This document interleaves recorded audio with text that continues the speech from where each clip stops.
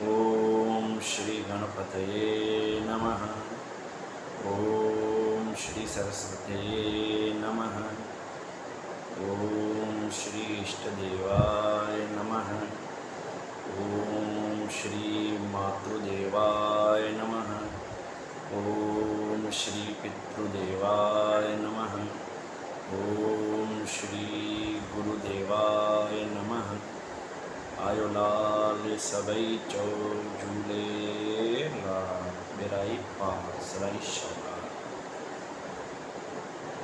अचो तो दोस्तों असां सभई गॾिजी करे पंहिंजे सभिनी सिंधियुनि यानी कि सनातनी हिंदू सिंधियुनि जे इष्ट देव यानी श्री वरुण देव जे अवतार श्री झूलेलाल भगवान जे बारे में थोड़ो ज्ञान वठूं।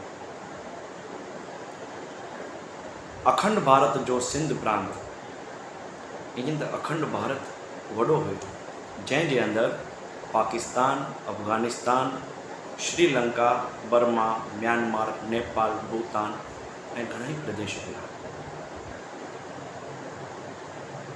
पाण उन मां ॻाल्हि था कयूं सिंध प्रदेश जी ठठो नगर जेको उतां जी राजधानी हुई, उतां जी जंहिं वक़्तु उहो अखंड भारत जो हिसो हुयो।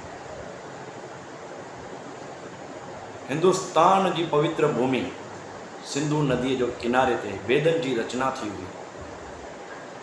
विश्व जे सभिनी खां प्राचीन धर्म ऐं विश्व जो सभिनी खां प्राचीन ग्रंथ ऋग्वेद जंहिंजी रचना भी सिंधु नदीअ जे किनारे ते थी हुई।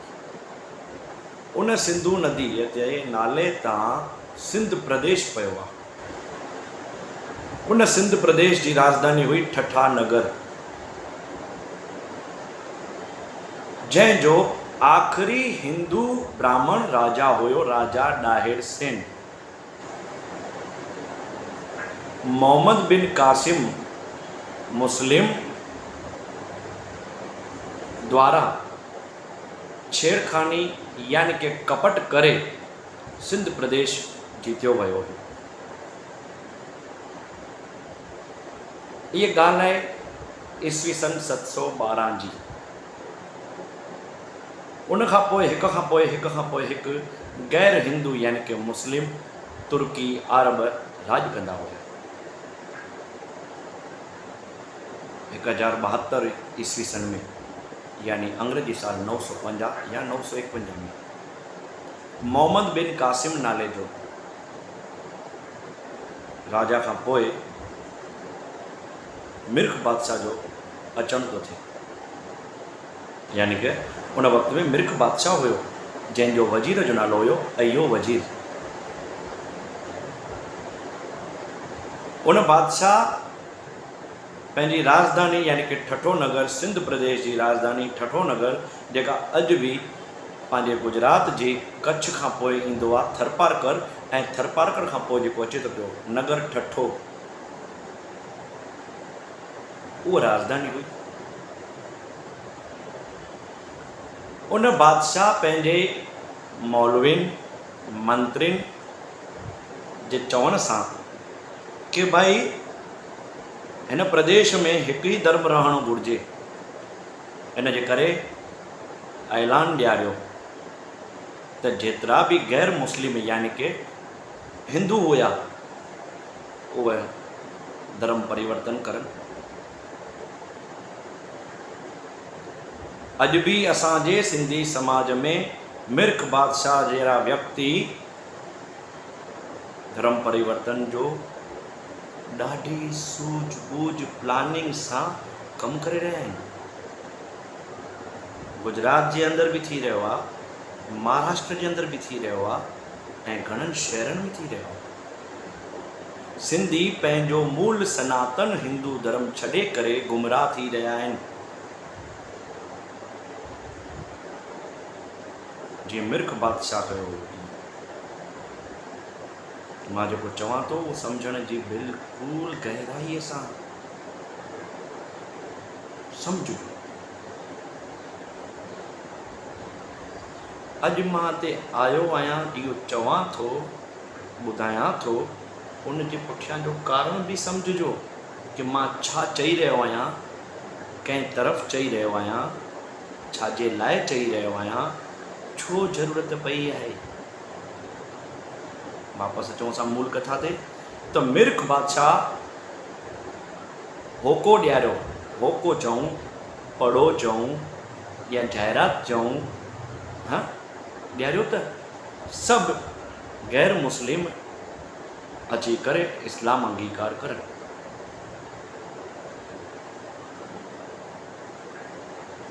या इहो शहर छॾे हलिया वञनि या मौत जो स्वीकार कनि। 2 मिंट कल्पना कयो ख़ाली, तव्हांखे हीअं चयो वञे कि तव्हां जिते रहो था उते रहणो हुजेव त धर्म परिवर्तन कयो या शहर छॾे हलिया वञो, हिते रहंदो त मारे छॾींदासीं। हिकु हिकु परिवार में असां जूं न्याणियूं, माताऊं, भेनरूं, नंढा नंढा बालक, वॾी उमिरि जा बुज़ुर्ग हुजनि, जीवन गुज़रान कीअं हलंदो हुजे, उन में असांखे अचानक ओचिंतो ईअं चयो वञे कि तव्हां पंहिंजो धर्म परिवर्तन करे छॾियो। तो श्रीमद् भगवद गीता में लिखियल आहे, स्वधर्मे मरणम श्रेय परधर्मो भयावह। 3 अध्याय जो 33 नंबर श्लोक आहे। श्री कृष्ण भगवान चवनि था अर्जुन खे कि अर्जुन, मानव जातीअ खे पंहिंजे धर्म में ई रहणु घुरिजे, अन्यथा धर्म बदिलाइण भय वारो आहे, डप वारो आहे, पाप आहे। इंसान खे इहो न करणु घुरिजे। चाहे पंहिंजे धर्म में मरणो पए त मरणु क़बूल आहे, पराए धर्म में मरणु बि पाप आहे। मां नथो चवां, श्री कृष्ण भगवान धर्म क्षेत्र कुरुक्षेत्र जे मैदान ते अर्जुन खे 3 अध्याय में चए थो।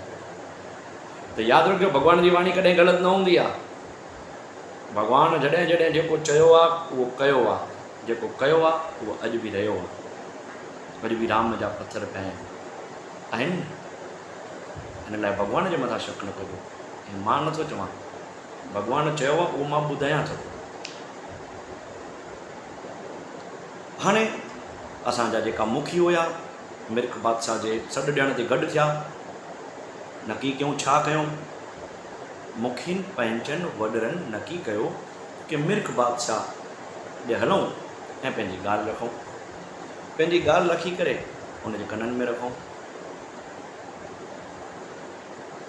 जेकॾहिं उनखे ॻाल्हि सम्झण में ईंदी त स्वीकार कंदा। असांजी फ़र्ज़ु आहे उन वटि ॻाल्हि रखणु, निर्णय त परमात्मा कंदो। मिर्ख बादशाह वटि विया, उन्हनि उते ॻाल्हि रखी कि असांजा गुरु, असांजा इष्ट, असांजा देव, असांजा भॻवान, असांजी परमात्मा खां पुछी करे 3 ॾींहंनि जी मोहलत खां पोइ असां तव्हांखे जवाबु ॾियूं ऐं तकिड़ो निर्णय न खणी सघंदासीं। जेकॾहिं तकिड़ो निर्णय खणंदासीं त असांजो भॻवानु दरिया शाह आहे, वरुण देव, जे असां उनजे विरोध में वेंदासीं त दरिया शाह नाराज़ थी पवंदा ऐं सॼे मुल्क खे नुक़सानु करे पवंदा। असां नथा चाहियूं त असांजे करे सॼे मुल्क खे हैरान थियणो पवे। मिर्ख बादशाह वीचार कयो। तेसिताईं मौलविन उन्हनि खे चयो, बादशाह सलामत, हीअ तव्हांखे गुमराह करे रहिया आहिनि। मूंखे वरी अॻियां ॻाल्हि रखी कि इंसानियत जे नाते 3 ॾींहं त असांखे ॾियो त असां पंहिंजे परमात्मा खां ॻाल्हाए करे उनजी रज़ामंदीअ सां उहो असांखे जीअं चवंदा असां हीअं तव्हां खां हर हिकु ॻाल्हि क़बूलु कंदासीं। मुखियुनि पंहिंजनि नकी कयो, हाणे सभई हलो दरिया शाह वटि। सिंधु नदीअ जे किनारे ते नंढा नंढा ॿार, 2 साले जा, 5 साले जा, 8 साले जा बालक, न्याणियूं नंढड़ियूं, माताऊं, भेनरूं, भाउर, बुज़ुर्ग, सभई सिंधी कठो थी करे दरिया शाह वटि पिया वञनि। जंहिं व्यक्तियुनि खे पंहिंजी सूझ सम्झ ऐं परमात्मा ते विश्वास हुयो उहे, जिन खे पंहिंजे परमात्मा ते, पंहिंजे पाण ते, पंहिंजे धर्म ते विश्वास न हुयो, उन्हनि व्यक्तियुनि इस्लाम क़बूल करे छॾियो। पर जिन खे अटल विश्वास हुयो पंहिंजे परमात्मा में कि यदा यदा हि धर्मस्य ग्लानिर् भवति भारत अभ्युत्थानम धर्मस्य तदात्मानं सृजाम्यहम्। पृथ्वी ते जॾहिं जॾहिं धर्म ते हानि पहुचंदी आहे, अधर्म जो वाधारो थींदो आहे, तॾहिं तॾहिं अधर्म खे नाश करण लाइ ऐं धर्म जी स्थापना करण जे लाइ मां जुदा जुदा अवतार वठंदो आहियां। अहिड़ा शब्द, अहिड़ी वाणी श्री कृष्ण भॻवानु अर्जुन खे चई आहे। ऐं विष्णु भॻवानु हुन जा अवतार बि आहिनि, वामन अवतार, वराह अवतार, नरसिंह अवतार, राम अवतार, कृष्ण अवतार, परशुराम अवतार ऐं कलयुग में ईंदो कल्की अवतार बि। त जिन व्यक्तियुनि खे पंहिंजे सनातन धर्म जो, पंहिंजे धर्म ग्रंथनि जो, पंहिंजे देवी देवताउनि ऐं भॻवाननि जो थोरो बि ज्ञान आहे त उहो कॾहिं बि पंहिंजो धर्म छॾे करे ॿियनि दर दर न भटकंदा। अॼु बि असांजा सिंधी भटकी रहिया आहिनि, थोरियूं मिठियूं सुठियूं ॻाल्हियूं ॿुधी करे पंहिंजे धर्म खे छॾे करे छा करे रहिया आहिनि, तव्हां पाण ॾिसी रहिया आहियो। परमात्मा जे विरुद्ध में निर्णय खणी रहिया आहिनि। अरे भाई, परमात्मा तव्हांखे जंहिं घर में, जंहिं माता पिता वटि जनमु ॾिनो, तव्हां उन परमात्मा जी इच्छा जे विरुद्ध वेंदव? त कृष्ण भॻवानु त चए थो इंसान खे पंहिंजे ई धर्म में रहणो घुरिजे। छो त धर्मो रक्षति रक्षितः, धर्म उन जी रक्षा कंदो आहे जेको पंहिंजे धर्म जी रक्षा करे, जेको पंहिंजे धर्म जो पालन करे। धर्म शब्द ही आहे जीवन जीअण जी कला। उन जे अंदरि ई थो अचे कि तव्हां कीअं मानव जीवन जो गुज़रान कयो। ऐं असां टेम्पररी कुझु ॿ पंज ॻाल्हियूं ॿुधी हिकु ॿ कम थींदा हुजनि कुदरत जे हिसाब सां, त असां अंधविश्वास में अची करे भटकी था वञूं। असां कर्म जे सिद्धांत खे भुलिजी था वञूं। अचो वापसि मूल कथा तरफ़ अचो। त 3 ॾींहं सिंधु नदी जे किनारे ते नंढड़ा वॾड़ा ॿार बुज़ुर्ग सभई वेठा ऐं वरुण देव खे रिझाइण लॻा। छा चवण लॻा? अचजांइ अमर लाल अचजांइ ओ अचजांइ दर्शन ॾिजांइ, अखियूं दर्शन तुंहिंजे लाइ प्यासी ओ अचजांइ अमर लाल अचजांइ ओ। दर्द भरी पुकार कईसीं। 3 ॾींहं निर्जल रहियासीं, जल बि न पीतोसीं। ऐं छा चयोसीं?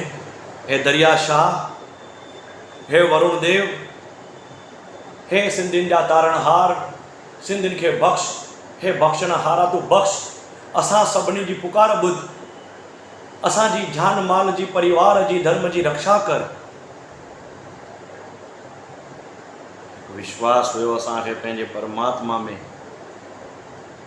3 ॾींहं थिया, सची भावना, सची श्रद्धा ॾिसी करे आकाशवाणी थी थिए, हे सनातन हिंदू सिंधियो, मां वरुण देव थो ॻाल्हायां। तव्हां बेचिंत थी करे पंहिंजे पंहिंजे घर वञो ऐं मिर्ख बादशाह खे चओ त असांजो परमात्मा ईंदो।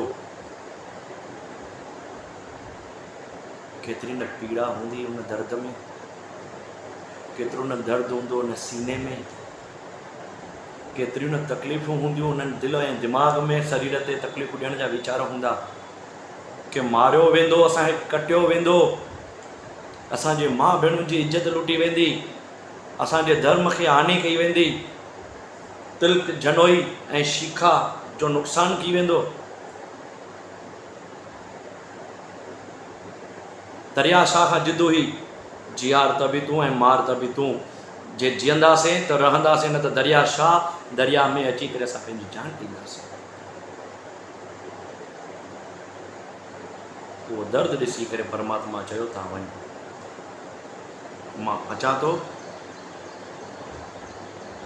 चेट महीने जी बीज जे ॾींहं ते माता देवकी ऐं पिता रतन राय जे घर मां जनम यानी अवतार वठी करे ईंदी। यदा यदा हि धर्मस्य ज्ञानी भवति भारत अभ्युत्थानम धर्मस्य तदात्मानं सृजाम्यहम्। शब्द सच्चा आहिनि, थींदो बि उहो ई, परमात्मा जी करणी हुई, करणो हुयो, थियणो हुयो।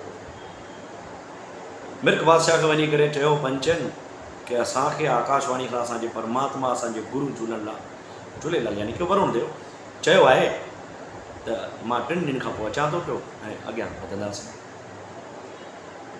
वरी मोहलविन राजा खे चयो कि 3 ॾींहंनि खां पोइ परमात्मा बालक जे रूप में जनम वठी करे ईंदो अने इहे असांखे चवंदा कि उहो उन्हनि जे धर्म जी रक्षा कंदो। इहो कहिड़े नमूने पॉसिबल आहे? हे अञा असांखे गुमराह था करनि, 3 ॾींहंनि जी मोहलत खां पोइ बि अञा चवनि था कि अञा 7 ॾींहं ॾियो।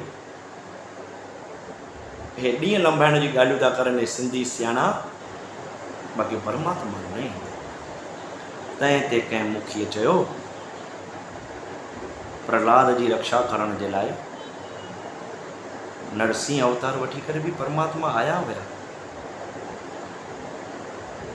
वामन अवतार आया हुया, वराह अवतार आया हुया, राम अवतार आया हुया, कृष्ण अवतार आया हुया, परशुराम अवतार आया हुया। त असांजा भी परमात्मा ईंदा, इहो असांखे पक विश्वास आहे। दोस्तो ध्यानु रखिजो, पंहिंजो विश्वास ही पाण खे जीताईंदो आहे। हाणे विश्वास कंहिं ते रखण जो आहे, इहो बि त महत्व जो आहे। त असांखे पंहिंजे इष्ट देव ते विश्वास रखण जो आहे।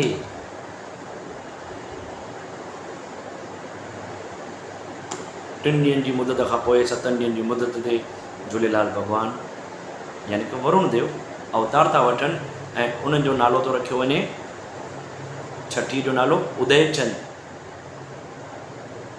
फुगड़ संत नालो ॾिनो उन्हनि खे अमरलाल। झूलेलाल भॻवान जा पिता साहिब नालो ॾिनो उडेरोलाल ऐं झूले में झूलंदो ॾिठोसीं त झूलेलाल।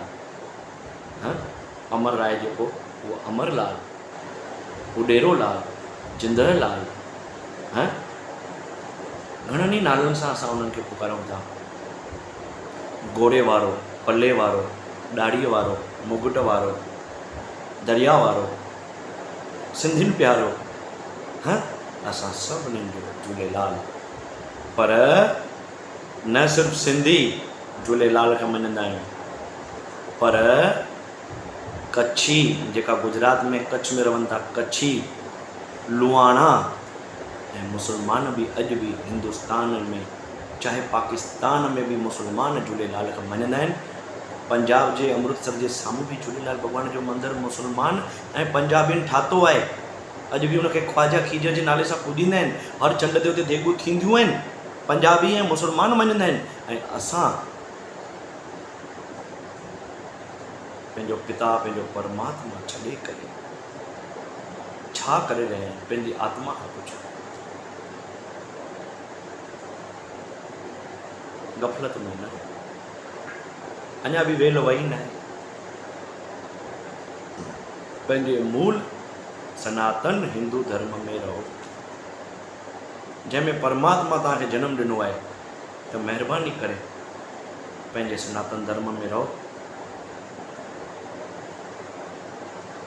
धर्म इंसान खे जीआरींदो आहे, तव्हां उन धर्म जो विरोध कयो।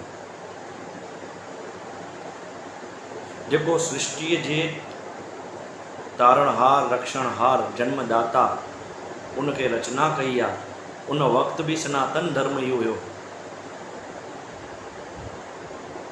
असां उनखे छॾे करे वञूं, इहो बुद्धीअ जो कमु आहे साईं। पंहिंजी आत्मा खां त पुछो।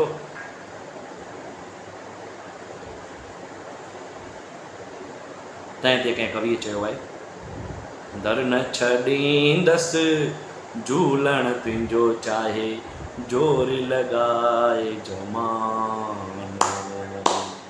दर न छॾींदसि झूलण तुंहिंजो जोर लॻाए जमानो।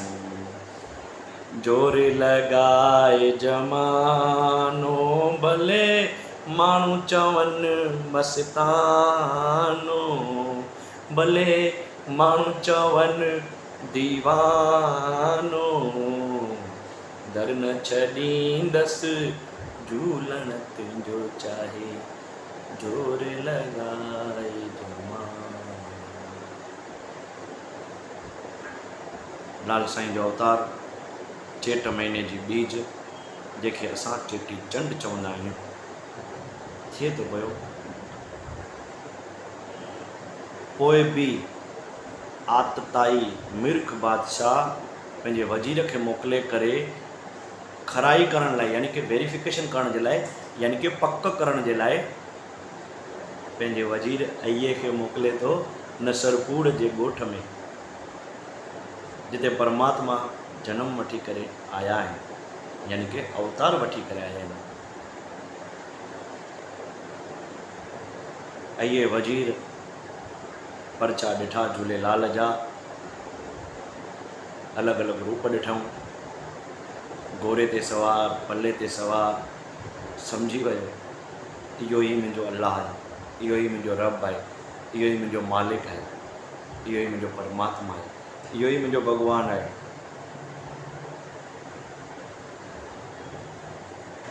मोटी वियो।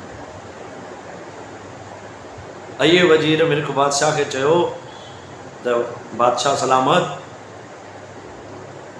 हीउ कोई मामूली इंसान न आहे, हीउ साक्षात परमात्मा जो अवतार आहे।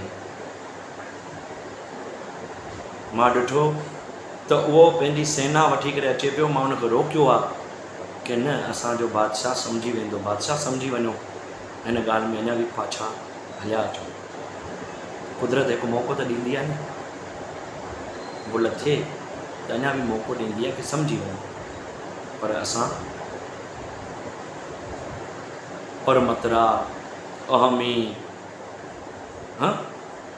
मां एतिरो पढ़ियल आहियां, मूं वटि एतिरो पैसो आहे, मां वटि एतिरो पद आहे, मां हे आहियां, मां हो आहियां, मां नेता आहियां, मां मुखी आहियां, मां सरकारी कर्मचारी आहियां। बाबल,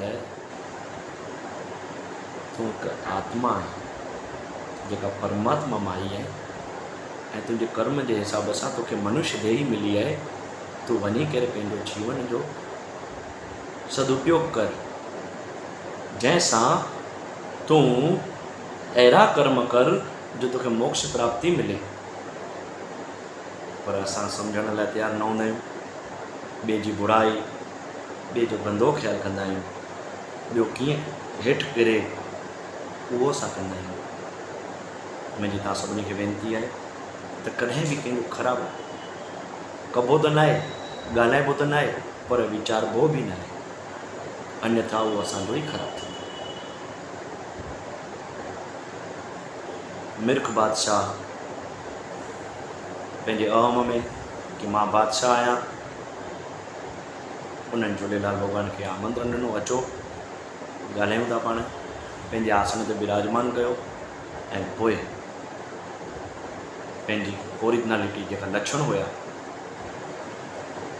झूलेलाल भॻवान खे पंहिंजी आर्मीअ खां पकड़ाइण पियो वञे। लाल साईं अंतर्ध्यान थी विया, वीचार करणु लॻो कि भॻवानु भॼी वियो, इहो बि हिनजो अहम हुयो।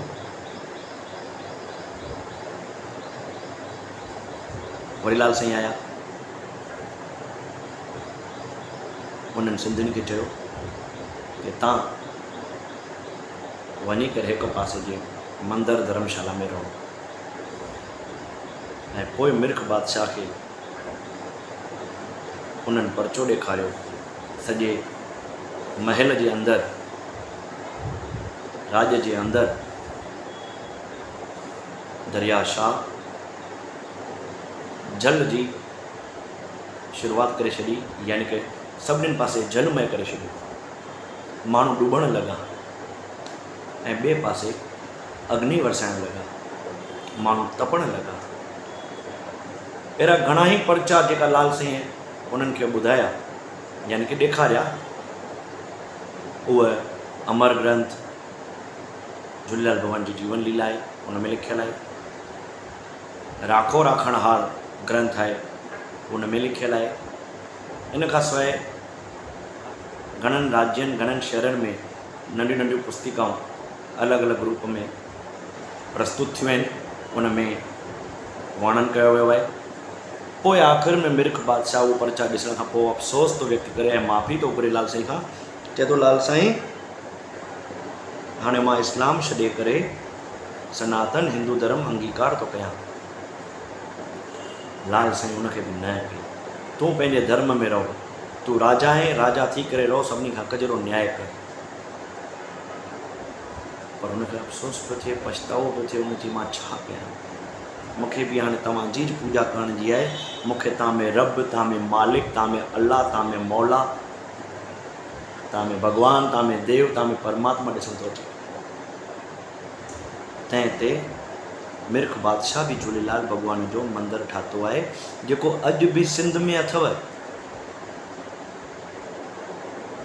जेकॾहिं तव्हां मां कंहिंजा मिट माइट हुजनि त उन्हनि खां पुछाइजो, या कॾहिं सिंध वञणु थिए त ॾिसिजो त अॼु बि मिर्ख बादशाह जेको पाण मारे करे हिंदुनि खे मुस्लमान पियो ठाहे, उन जेको झूलेलाल जो मंदरु ठातो आहे अॼु बि मौजूदु आहे। पर पोइ बि असां परमतरा, मोला, कंहिंजी ॻाल्हियुनि में अची वञण वारा पंहिंजे इष्ट देव खे छॾे करे दर दर जी ठोकर खाई रहिया आहियूं, भिटकी रहिया आहियूं, पंहिंजो मूल न पकड़े करे असां हैरान थी रहिया आहियूं। दोस्तो अचो त अॼु पाण नकी कयूं त लाल साईं मुंहिंजे परिवार जी, मुंहिंजे शहर जी, मुंहिंजे राज्य जी, मुंहिंजे देश जी, विश्व जी, सिंधी समाज जी, सभिनी जी भली तूं कजांइ। कुटुंब परिवार में विद्या ॾिजांइ, सरस्वती जो वास ॾिजांइ, सुख शांति ऐं समृद्धि ॾिजांइ, बरकत ॾिजांइ साईं मुंहिंजा। असांखां ख़ताऊं थियूं आहिनि, असांखां भुलूं थियूं आहिनि, पर तूं त बख़्शणहार आहीं साईं मुंहिंजा, असांखे बख़्श।